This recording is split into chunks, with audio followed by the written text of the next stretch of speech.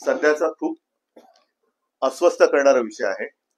आणि म्हणून आता तुम्ही जो विचारला ना प्रश्न, कुठे राजकारण का गजकारण, हे आपल्याला कळतच नाही. राजकारण म्हणजे केवळ राजकारण म्हणजे काय, तर मला सत्ता पाहिजे पण ती जनतेची सेवा करायला. जसं मी मुख्यमंत्री होतो तेव्हा दुर्दैवाने संपूर्ण जगात करोनासारखं संकट आलं, माझ्या परीने मी काम करण्याचा प्रयत्न केला. कितपत यशस्वी ठरलो तुम्ही सांगू शकता, मला कल्पना नाही. कारण मला जेवढं कळलं, मी जेवढं करू शकतो मी करू शकलो. त्याही काळामध्ये कोणीही न मागता मी शेतकऱ्यांची कर्जमुक्ती करून दाखवली होती. मी 10 रुपयामध्ये शिवभोजन होतं ते त्या करोनाच्या काळात मला वाटतं काही वेळेला मोफत पण दिलं होतं, काही रुपयात 5 रुपयात दिलं होतं. शेतकऱ्यांना भरघोस मदत. कारण 2 वेळेला, एकदा त्योक्ते आलं, एकदा निसर्ग आलं, त्याच्यानंतर आपल्या पश्चिम महाराष्ट्रामध्ये सुद्धा पूर आला होता. तेव्हा नुसती कागदावरती नाही, मदत त्याच्या हातात मी पोहोचवली होती. शेतकऱ्यांना कालबद्ध स्वरूपात मी कर्जमुक्त केलं होतं. आताचं जे सरकार आहे हे परत तेच सांगतो, भाजपला सरकार चालवता येत नाही. नाहीतर त्यांनी 17 साली दिलेली कर्ज माफी अजून चालू आहे आणि मी केलेली ती मी पूर्ण करून झालं. त्याच्यात एकच गोष्ट राहिली होती जी मी सुरुवात केली होती, करोनामुळे करू शकलो नव्हतो, ते म्हणजे नियमित कर्ज परतफेड करणाऱ्यांना 50,000 रुपये प्रोत्साहनपर राशी.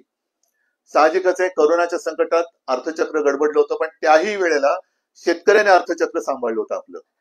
म्हणजे हे शेतकऱ्यांचे उपकार आहेत आपल्यावर. मी सुरुवात केली आणि हे यांच्या राशी घेऊन पळाले. तर आता मला असं वाटतं की मी हे परवा बोललोय की नरेंद्र मोदी आपले पंतप्रधान, त्यांनी बिहारमध्ये निवडणुका तोंडावर आहेत म्हणून महिला 75 लाख महिलांच्या अकाउंटमध्ये 10,000 रुपये हे केंद्रातनं टाकलेत. कुठे आला होता प्रस्ताव? म्हणजे मी बिहारला देण्याबद्दल माझी पोटदुखी नाहीये, पण अडचणीत असणाऱ्या लोकांना, तुम्ही अडचणीत आहात म्हणून तुम्ही मदत करताय. जनता अडचणीत असताना मदत करणारं सरकार आम्हाला पाहिजे. सरकार अडचणीत यायला पाहिजे, किंवा सरकार अडचणीत आहे म्हणून मदत करणारं सरकार नको आहे आम्हाला.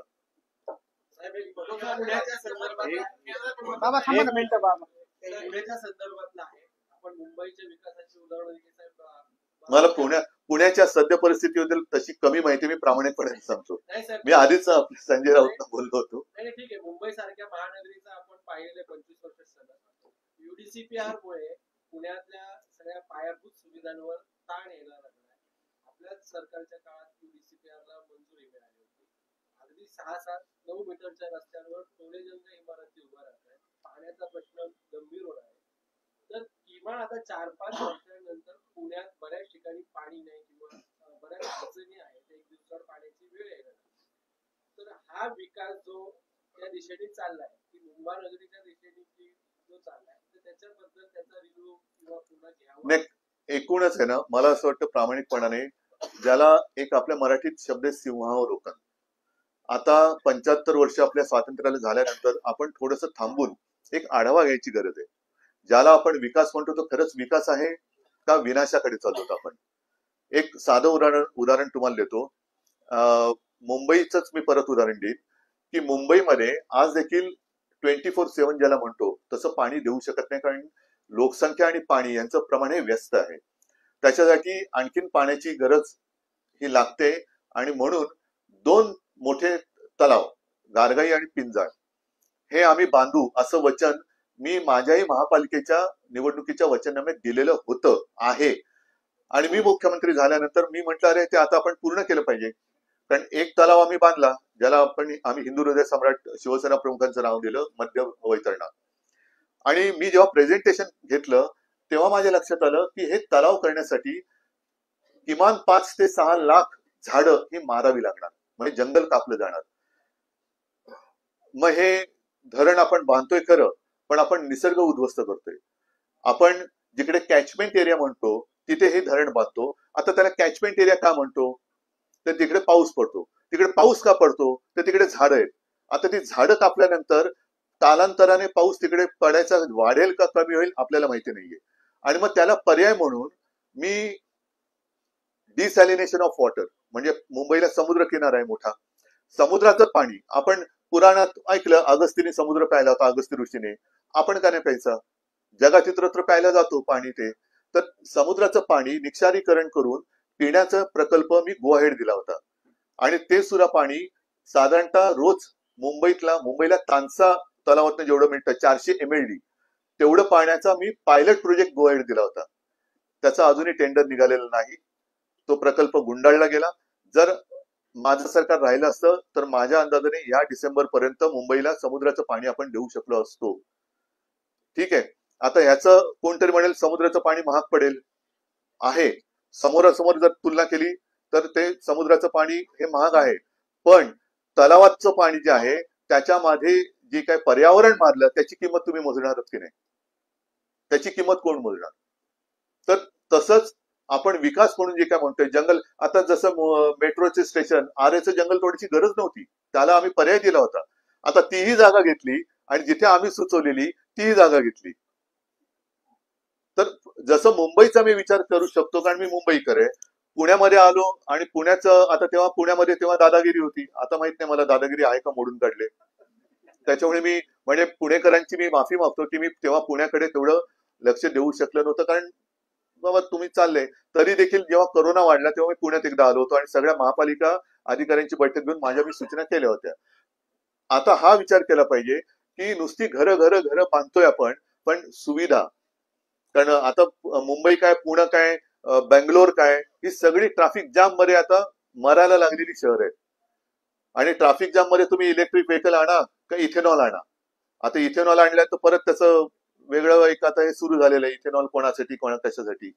पण व्हेकल आणल्यानंतर गर्दी तर होणार ना, ट्रॅफिक जाम तर होतोय. तर असं पण लक्ष घालणार की नाही? तुम्ही सांगितलं की पुण्यात लक्ष नव्हतं घातलं, पुण्याच्या आज बऱ्याच वर्षानंतर तुम्ही मला बोलवलेलं आहे. असं जर का बोलवायला लागलं तर मी पुण्यात नक्की लक्ष घालेन प्रेमाने.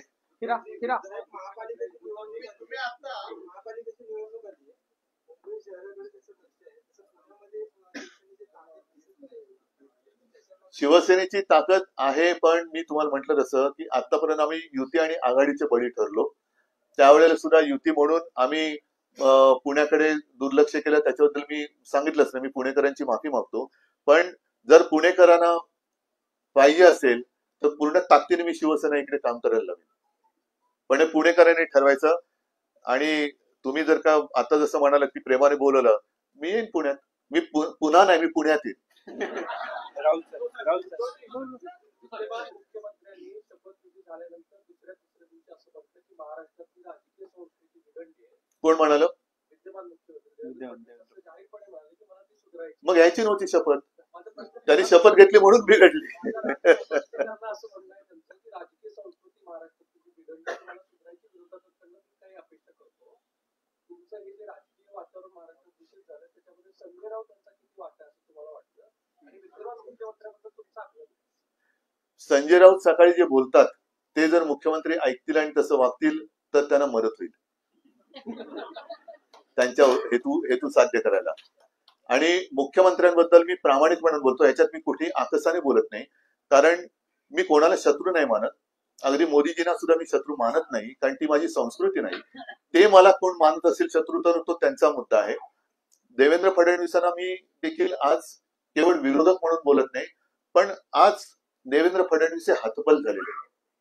कशासाठी हतबल आहेत मला कल्पना नाही. खरं तर 5वी बहुमत आहे.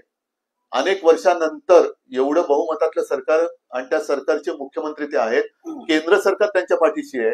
एवढं पाठबळ असलेला मुख्यमंत्री हतबल त्याने का वागतायत हेच मला कळत नाही. याचं कारण असं की खुल्या भ्रष्टाचार चाललाय. आम्ही गेल्या विधिमंडळाच्या अधिवेशनात पुराव्यानिशी काही मंत्र्यांची प्रकरणं उघडकीस आणली, पण त्याच्यावरती कारवाई करायला मुख्यमंत्री धजत नाही. कशी तुम्ही संस्कृती सुधारणार?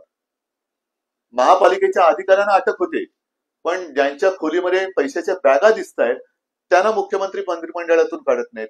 ज्यांचे डान्स बार आहेत त्यांना काढत नाही. कसे मुख्यमंत्री सुधारणार संस्कृती?